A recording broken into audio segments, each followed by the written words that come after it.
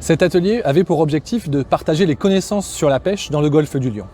Comment on recueille les données sur cette activité, à quoi peuvent-elles servir pour réfléchir à l'implantation éventuelle de grands parcs éoliens flottants.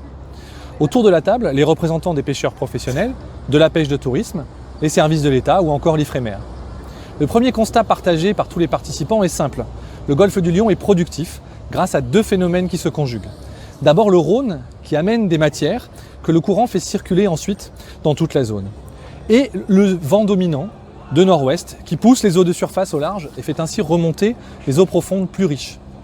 À l'intérieur de ce grand système, il y a peu de relief sous-marin qui déterminerait des zones beaucoup plus riches que d'autres ou beaucoup plus pêchées que d'autres.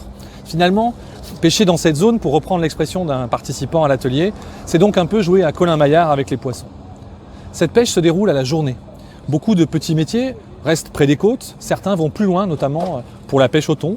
Et enfin, les chalutiers circulent, eux, sur l'ensemble du plateau continental du Golfe. Les produits de la pêche sont vendus au retour des bateaux. En Occitanie, dans les 4 criées existantes, mais en PACA, il n'y a pas de criées et les données sont donc moins précises, voire manquantes.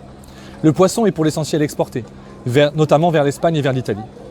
Avec les aires marines protégées et surtout les objectifs de protection de la ressource, il y a des limitations dans l'espace et dans le nombre de jours de pêche sur de très vastes zones, dont une carte complète a été présentée lors de l'atelier. Enfin, concernant les zones de pêche, une organisation de producteurs a montré le système qui lui permet de localiser très précisément ces bateaux. L'État, de son côté, a pour mission de compiler les fiches remplies par les patrons pêcheurs, mais des données sont manquantes. Les comités des pêches ne recueillent pas exactement les mêmes données d'une région à l'autre. Bref, on ne dispose pas encore d'une cartographie complète de la pêche.